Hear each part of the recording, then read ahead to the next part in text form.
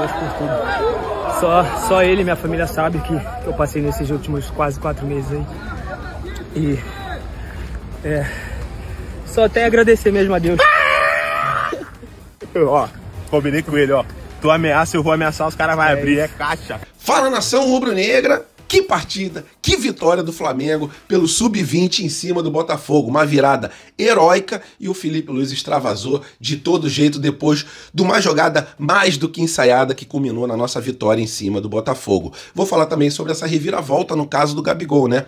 Parece que o Gabigol aceitou ali 2 anos de contrato e essa semana terá uma reunião entre a staff do jogador e a diretoria do Flamengo para ver se alinham esse fico do Gabigol. Queria saber muito a opinião de vocês sobre isso. Sobre o Claudinho, né? O Vene Casagrande tinha garantido que o Zenit tinha aceitado a proposta do Flamengo, mas com o russo é muito complicado. Se não tiver assinado, fica difícil a situação. Vamos atualizar o caso do Claudinho, que agora o Zenit quer o Matheus Gonçalves para poder concluir esse acordo. Falar sobre o Manto Sagrado 3, ficou top demais. E eu vou te mostrar um manto que eu tenho aqui, que é parecido com esse que vai ser lançado em 2025. Sobre o Rodrigo Caio, por onde andas ele? Infelizmente, ele continua vivendo um drama. E sobre o Cebolinha, ele vai retornar na próxima partida contra o Criciúma. Essas e outras vocês encontram agora na Flageral TV. Mas antes disso, por favor, deixe seu like, se inscreva no canal e vamos para as notícias, que é o que interessa. Isso aqui é Flamengo! Irmão, não poderia começar o vídeo diferente do que falando sobre a nossa vitória em cima do Botafogo, uma virada heróica, uma virada na raça. Começamos perdendo o jogo por 2-0. O time do Filipe Luís conseguiu mudar a chavinha no segundo tempo e eu vou falar como foi esse jogão de bola, que deixou todos os torcedores do rubro-negros arrepiados, porque assim como aconteceu no Sub-17, o Flamengo iniciou a partida contra o Botafogo perdendo de 2-0 e conseguindo a virada, aconteceu praticamente igual no Sub-20 rubro-negro, com direito a um gol que merecia até ir pro Puskás, né? Um balãozinho, depois um sem pulo, meio que um voleio do jogador do Flamengo, um ovinho na mesma jogada, mas vamos lá para como foi o jogo. O Botafogo, logo no início do jogo, conseguiu marcar 1-0, e aí aos 44 minutos, mais ou menos, depois do Alacian não ter tocado pro Salles, o Daniel Salles, que é um excelente lateral direito, o Flamengo, na jogada seguinte, acabou tomando o gol. Então, 2-0 pro Botafogo, e o Flamengo foi pro intervalo com aquela sensação amarga, né? Porque o Flamengo, na parte final da partida, no primeiro tempo contra o Botafogo, o Flamengo foi muito bem, mereceu pelo menos empatar o jogo, mas acabou tomando um gol. Então, é aquela velha história que meu pai sempre falava pra mim: Pedro, 2-0 é o placar mais perigoso que tem para um time ir no intervalo e voltar pro segundo tempo. Até porque, se o time tomar um gol, acaba ficando meio atordoado. Tomou o segundo, bate um desespero total e aí, para chegar ao terceiro gol, é apenas questão de tempo. E foi isso que aconteceu nessa partida contra o Botafogo. Começou o segundo tempo, teve um lateral, e aí o Guilherme do Flamengo deu um balão no zagueiro do adversário, conforme vocês estão vendo aí, e deu um chute ali como se fosse um voleio, não deixou a bola cair e mandou lá no ângulo,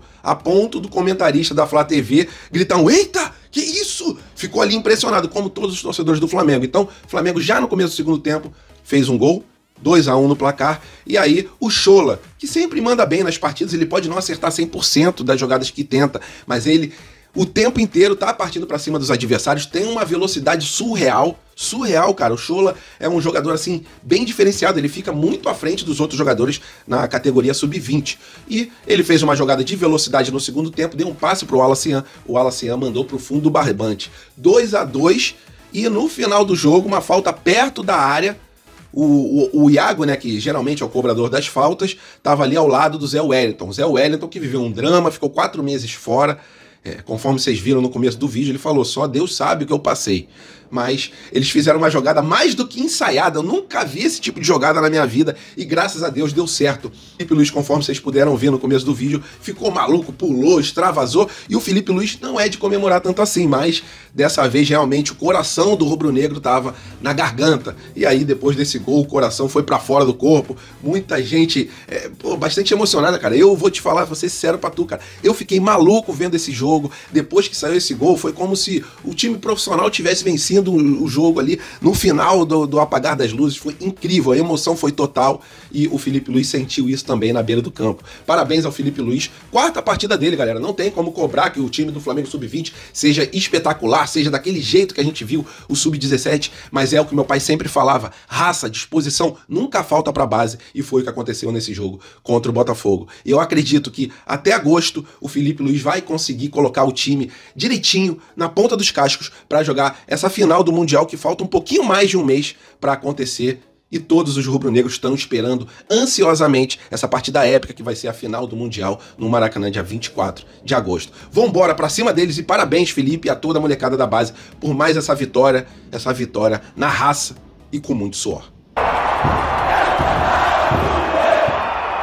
Rapaziada, pra quem acreditava que o Gabigol não ficaria de jeito nenhum no time do Flamengo após o final da temporada de 2024, parece que está tendo uma reviravolta nesse caso. Até porque o jornalista Pablo Rafael divulgou que o Flamengo tem uma nova reunião com o jogador, com a staff do jogador, para discutir uma renovação de contrato.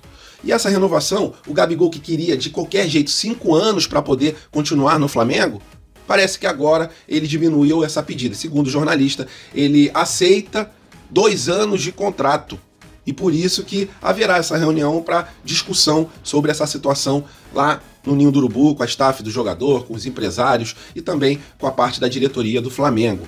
É um caso ali de amor e ódio, né? Torcida do Flamengo, que sempre apoiou muito o Gabigol, ela ficou muito magoada com o jogador após ele vestir a camisa do Corinthians, e não era para menos, né? Porque um jogador que tem contrato com o Flamengo vestir a camisa de outro time, ainda mais do Corinthians, que ele tinha negociado no começo do ano, foi a gota d'água. A paciência da torcida se esgotou, mas parece que agora o jogador tá querendo. No último jogo fez um gol, não valeu, mas saiu correndo, virou até meme, falaram que ele tava correndo até Salvador, até o Rio Grande do Sul, que em todo lugar do Brasil ele passou correndo, segurando a bola ali, comemorando. Mas a verdade é que o cara extravasou totalmente naquela comemoração. E parece que o jogador quer ficar no Flamengo. Então, vamos aguardar, as negociações vão continuar, o final do ano é o prazo limite para essas negociações terminarem, mas é isso. Segundo o jornalista, terá uma reunião essa semana para discussão de um novo contrato de 2 anos. Eu acho que não fica muito ruim para o Flamengo, caso o Flamengo realmente queira renovar com o jogador. Em vez de 5 anos, 2 anos de contrato. E aí o Gabigol terá o tempo para mostrar que realmente quer voltar a jogar aquele futebol que a gente viu em vários anos aqui no Flamengo, mas ele sabe que o centroavante, que o camisa número 9, o principal, é o Pedro. Ele poderia jogar junto com o Pedro dentro de campo, caso o Tite consiga alguma configuração dentro das 4 linhas para isso. Só que realmente pegou todo mundo de surpresa essa reviravolta no caso Gabigol. E aí, o que vocês acham? Vale a pena dar 2 anos de contrato pro Gabigol? Essa questão vocês respondem aqui no comentário. E rapaziada, apenas uma curtinha aqui, o Coluna do Fla, ele divulgou o manto sagrado para 2025, o manto número 3, predominantemente em branco, mas com detalhes dourados. Galera, eu acho esse tipo de manto muito bonito, até porque o símbolo do Remo, o escudo do Remo, é top demais, cara. O design dele é espetacular e é em homenagem ao Remo esse manto sagrado. Então, em 2025, o manto 3 terá mais ou menos esse design aqui, tá? Isso aqui é um manto que eu recebi de um inscrito em 2020 e será parecido, né?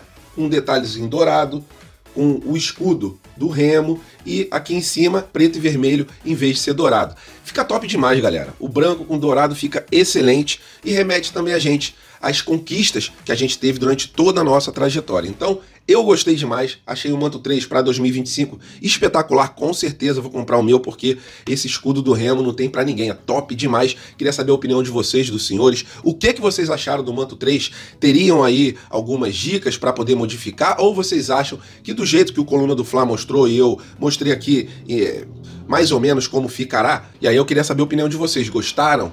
Acham que tá espetacular do jeito que tá, ou mudariam algum detalhe nesse manto 3 para 2025? Por favor, comente, porque seu comentário é sempre muito importante. E agora, nação, atualizando a situação chata, que todo ano é a mesma coisa, do Claudinho. O jornalista Vini Casagrande, na última sexta-feira, tinha dado como certo o acerto do Flamengo com o Zenit. A camisa número 97, até o número da camisa ele deu que o Claudinho iria usar no Flamengo, que a staff do jogador e a diretoria do Flamengo já estavam com o material pronto para poder divulgar por causa dessa vinda do Claudinho, que estava tudo certo. Até mesmo o empresário do jogador já tinha falado que sim, o Flamengo tinha um acerto com o Zenit. Mas, conforme eu falei no último vídeo, não tem como confiar 100% no Zenit. Clube russo geralmente é complicado, e o Zenit também que mande o Matheus Gonçalves. Para mim, uma insanidade total, eu não liberaria o Matheus Gonçalves. Quer ficar com o Claudinho? Que fique com o Claudinho. Mas não dá pra gente ficar refém, ficar nas mãos do clube do Zenit. Para mim, não vale a pena a gente comprar essa briga. Estamos negociando, a tentativa da chegada do Claudinho, ela persiste, mas o Flamengo não vai fazer nenhuma loucura. Tem o teto ali que o Flamengo quer pagar pelo Claudinho, o Zenit, que a princípio estava acertado com o Flamengo, pelo que parece, a novela Claudinho, como acontece todo ano, ela persiste, ela continua, né? A esperança da torcida do Flamengo fica gigantesca diante de algumas informações. Todo ano, toda janela é a mesma coisa e depois acaba vindo uma informação totalmente contrária. Vamos aguardar, porque eu quero muito Claudinho no Flamengo, mas temos que ter situações mais concretas. Depois que assinar o contrato, aí fica mais fácil da gente conseguir acreditar realmente que ele vem, porque se depender de algumas informações, parece que acaba sempre sendo informações desencontradas. E agora, com essa atualização, jogou realmente uma água no chope dos rubro-negros. Mas ainda quero a vinda do Claudinho, porque vai ser de grande valia nessa temporada de 2024. O jogador quer vir, o Flamengo quer o jogador, mas o Zenit, como sempre, ele acaba complicando as negociações. Mas as negociações, elas continuam, e tomara que acabem se acertando e que o final seja um final feliz.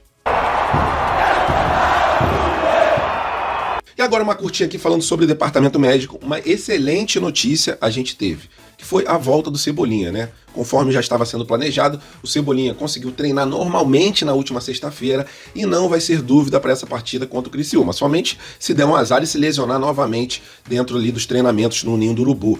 O jogador, ele se lesionou no último dia 20 de junho, na partida que a gente venceu o Bahia por 2-1, ele teve essa lesão no quadril e tem feito muita falta nesse time rubro-negro. Sábado, dia 20, às 4 horas da tarde, o Flamengo vai jogar com o Criciúma e o Cebolinha está confirmado para ser relacionado para esse jogo e provavelmente como titular. É isso, apenas uma curtinha aqui para lembrar para os senhores que no próximo jogo a gente tem o tempero do Cebola dentro de campo fazendo aquele salseiro na zaga adversária. E por onde andas o Rodrigo Caio? Rodrigo Caio, que saiu do time rubro-negro, fechou um contrato com o Grêmio, um contrato de produtividade, mas ele vive um drama, né? Porque no Grêmio ele não tá tendo condições de poder entrar em campo. É a última opção do Renato Gaúcho na hora de colocar alguém dentro de campo. Ele jogou até durante um tempo ali como volante, mas em 7 partidas foram apenas. O contrato dele é um contrato de produtividade e ele não tem conseguido produzir para o time do Grêmio. Renato Gaúcho gosta dele, e Renato Gaúcho sempre consegue, né, tirar o melhor de atletas que muitos consideravam já como aposentado, atletas que ninguém dava valor, mas em relação ao Rodrigo Caio, por enquanto, ele não está tendo oportunidades, as oportunidades que ele imaginava, ele é a última opção, mas a gente sempre torce, né, pro bem do Rodrigo Caio que deu muitas alegrias à torcida do Flamengo, mas infelizmente foi um dos atletas que eu vi que mais ficou ali marcada a carreira dele por causa de contusões. Infelizmente, porque é um grande zagueiro, tem uma visão de jogo incrível, mas é aquilo, ainda tem um tempo para ele poder mostrar o futebol no Grêmio, e é isso que a nação rubro-negra, na sua maioria, torce, para que ele dê a volta por cima e consiga dar prosseguimento à sua carreira. Valeu, nação rubro-negra, tenha uma semana abençoada, fiquem com Deus, até a próxima e fui!